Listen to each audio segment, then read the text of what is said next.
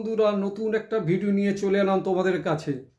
আজকের যুবভারতীতে আজকে mini derby হতে চলেছে। যদিও আমি মিনি ডার্বি বলতে নারাজ, কারণ ইস্টবেঙ্গল এবং মোহামেডান স্পোর্টিংয়ের মধ্যে পরস্পরের মুখোমুখি হতে চলেছে।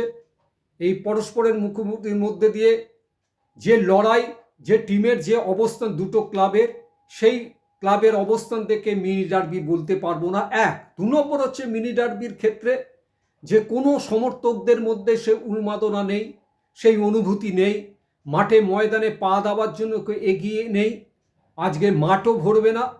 কিন্তু আমরা সেই অর্থে মিনি ডার্বি আজকের বলতে পারছি না। কেন?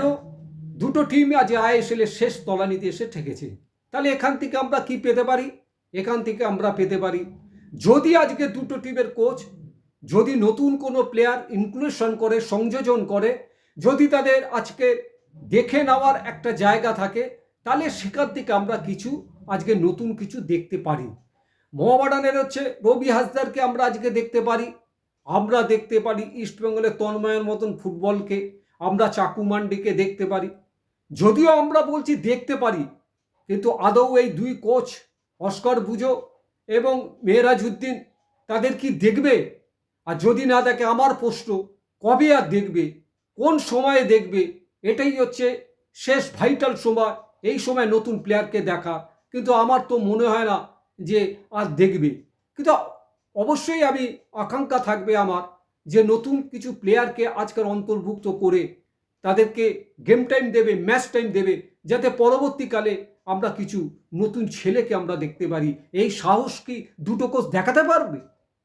তার জন্য অপেক্ষা আমাদের করতে হবে। 7:30 থেকে খেলা, আমিও দেখব, তোমরাও দেখবে।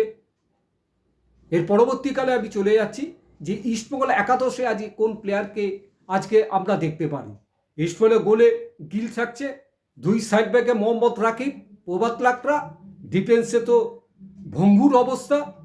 যে আমাদের সেরা ডিফেন্স লাইনে যে প্লেয়ারগুলো ছিল, তাদের থেকেও আজকের যে জায়গায় এসেছে, সেই আজকের আনোয়ারকে আর হচ্ছে আমরা হেক্টরকে সামনে রেখে খেলতে হবে, কিচ্ছু করার নেই।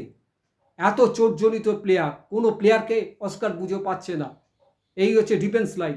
মাঝমাঠে সৌভিক আসছে, এটা আমাদের আগের ম্যাচ থেকে অন্তত ভালো হবে যে সৌভিক যে ডিফেন্সিভ রোলটাকে প্লে করে, সেটা সৌভিকের মতো কোনো প্লেয়ারের আমার তো চোখে পড়ে না। তো সেই ক্ষেত্রে ইস্টবেঙ্গল একটা পজিটিভ আজকে জায়গা হচ্ছে সৌভিকের অন্তর্ভুক্ত।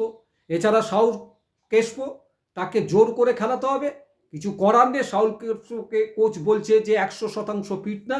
একটা বিদেশি প্রফেশনাল ফুটবলার অবাক লাগে যে তিনি 50%, 60% তার ফিটনেস লেভেলকে তৈরি করতে পারছে না, অথচ আমরা বিদেশি বলে বয়ে বেড়াচ্ছি।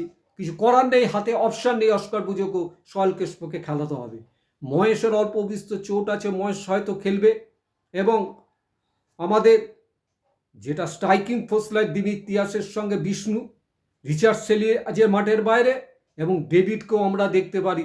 এবং এখানেই প্রশ্ন যে কেন কোন কোচ সাহস দেখাবে না যে দিমিত্রিয়াস পর পর প্রতিটি ম্যাচ যেভাবে সিটারগুলোকে মিস করছে, যে গোল্ডেন বুট পাওয়া একজন স্ট্রাইকার, যেখানে মোরমানের মতন একটা টিম, যে ম্যাকলারেনকে দেখে অন্তত দিমিত্রিয়াস দেখতে পারতো, বুঝতে পারতো যে স্ট্রাইকারকে কোন লেভেলে গিয়ে ফিনিশ করতে গেলে কোন জায়গা পৌঁছতে হয়, পায়ে কোন জায়গাকে হিট করতে হয়।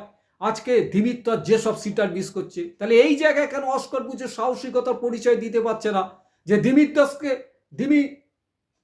আমরা প্রথম ফার্স্ট হাফে না দেখে আমরা ডেভিডকে নামাতে পারি, যে ছেলেটা যতগুলো ম্যাচ টাইম পেয়েছে সে স্বাক্ষর রেখেছে এবং উদীয়মান একটা প্লেয়ার, তাকে কেন আমরা দেখতে পাচ্ছি না?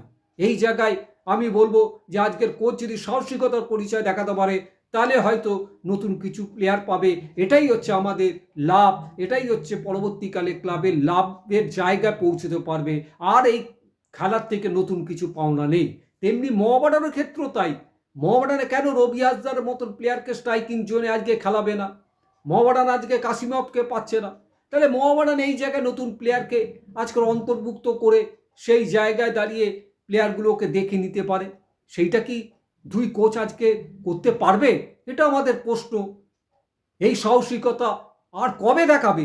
এই সাহসিকতা যে কোনো কোচ আজকে টিমের যে অবস্থা, এই সময় যদি না দেখাতে পারে, তাহলে আর কিছু বলার নেই। তা আমি আজকে টিভিতে সমস্ত বিষয়টাই আমি আজকে দেখব, তোমরাও দেখবে। তোমরা যারা মাঠে যাবে, যারা আজকে টিভির সামনে বসে খেলা দেখবে, কোন প্লেয়ারকে আমরা কিভাবে দেখতে পারি। এই ছিল আজকের আমার ভিডিওর মূল বিষয়বস্তু।